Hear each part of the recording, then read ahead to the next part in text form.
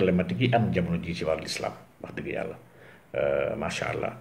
waa ji may wax ne ma yaa wax ak la man li ma wax yëpp sëriñ li ma wax bëri na de waaye li ma wax yëpp nag ma leen wax na leen jamono bi may bind sama livre mu tuddee la république privée du Sénégal téere boobu j'avais beaucoup investigué dafay investigation yu bëri bëri di xool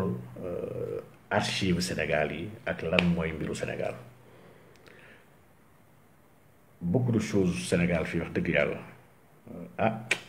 bëri na ay mythe de bëri na ay mythe bëri na ay légende quant à kii dama woo ci preuve nag man waxuma woon ba may waxtaan waxuma woon damay génnee preuve de li ma wax moo gën a leer sax preuve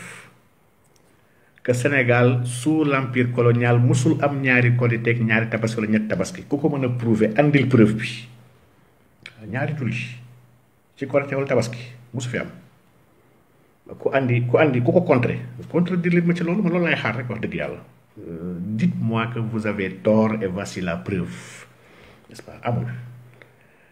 Deuxième chose kilifa diine yi fi nekkoon ñoom ñëpp et loolu dafay dëggal seen malikiya dafay dëggal ñoom ñëpp ay taalibi imam Malik lañu mooy que ñoom ñëpp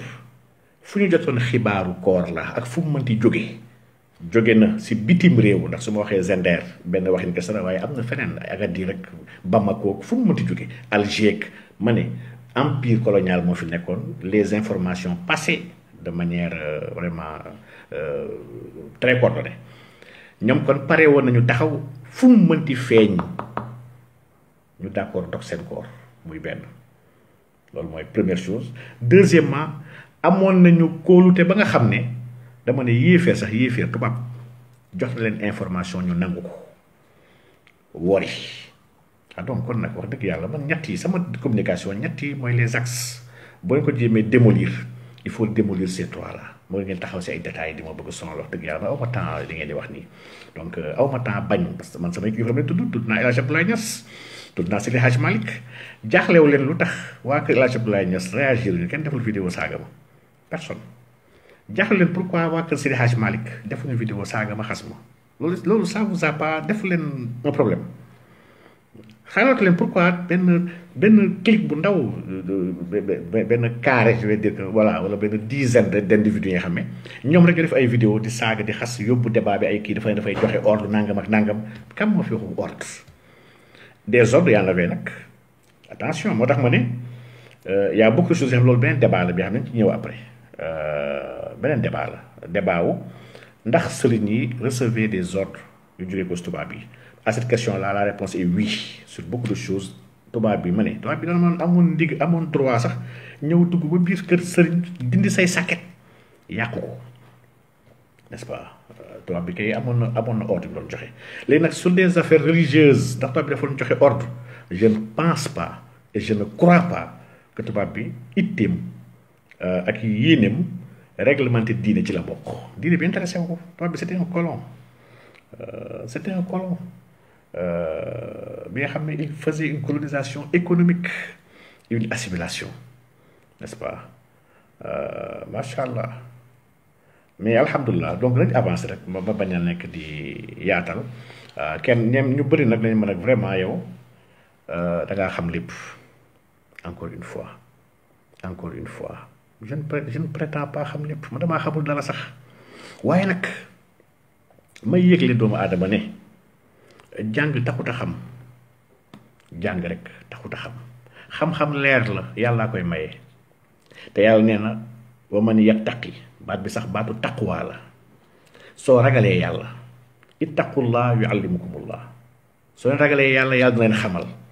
waaw dama ne leer boobu caslaayu leer boobu nga xam moom la yàlla di xamle wax dëgg yàlla leer googu yàlla moo koy jox ko neex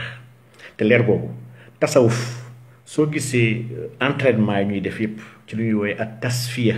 baatu tasfiya sax da ngay gis tasawuf mu ngi ci tasfiya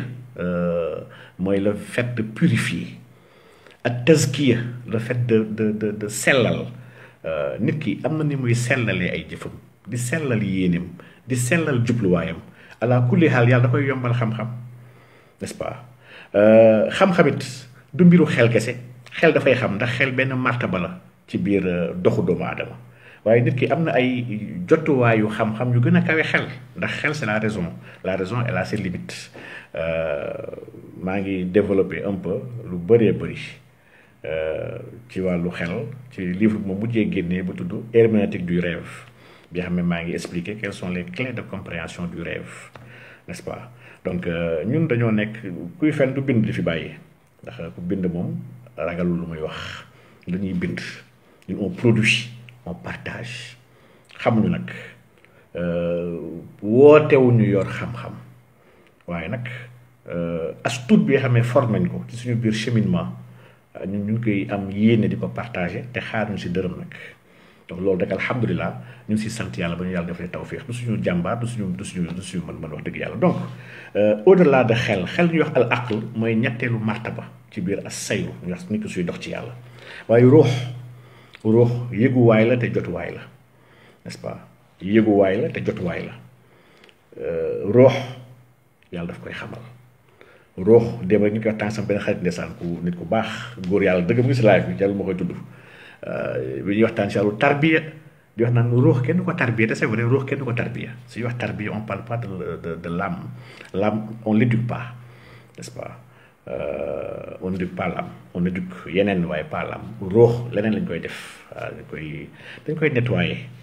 dañ koy sellal setal ko moom ak xol le cœur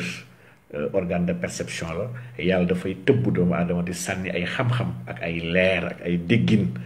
ci biir xol assir jawaarix la bu gën a kawe di wax ak ruux n'est-ce pas lii sufiyanke yi dañuy waxtaan ci ñuy wax nafsu qalbu aqlu ruuxu sirru nga xam ne mooy juróomi yëguwaay yi nga xam ne ñuy wax jawaarix al butun maanaam c'est des sens intérieur caché par rapport ak sens externe yi nga xam ne c'est l'ouïe l'odorat le toucher la vue nga xam ne moom ngay yëgee les éléments physiques matériels yu nekk ci àdduna bi waaye dafa am tamit yeneen éléments yi xam ne yàlla dafa ñu ko mooñaale n'est-ce pas mu ñuy yëgee ci wàllu yàlla ndax notre vie spirituelle may fàtte toujours ni moo ëpp solo fuuf suñu vie matérielle bi nga xam ne gis naa ni ñu bëri loolu moo leen gën a sonal la vie matérielle daf leen sonal trop dañoo bëgg àdduna nit nag di nga yaakaar ni yaa ngi liggéeyal yàlla te dafa dal fii ñu bëri ñu ma gis ñuy tontu ndeysaan di nga yaakaar ni yaa ngi liggéeyal yàlla fekk sa nafs moo tax ngay wax amoo ci benn yàlla amoo ci dara ci yàlla au contraire yaa ngi liggéeyal iblis yaa ngi liggéeyal seytaan te yëguloo ko yàlla ñu ci yàlla musal nag maanaam liggéey bi nga xam ne ay attaque personnelle la envers des personnes pour jéem a wàññi nit ki wala pour damm nit ki wala pour yàq nit ki wallahi azim yaa ngi liggéeyal iblis te yëguloo ko n'est-ce pas te yëguloo ko donc yàlla ñu yàlla dimbali en tout cas defal ñu tawfiix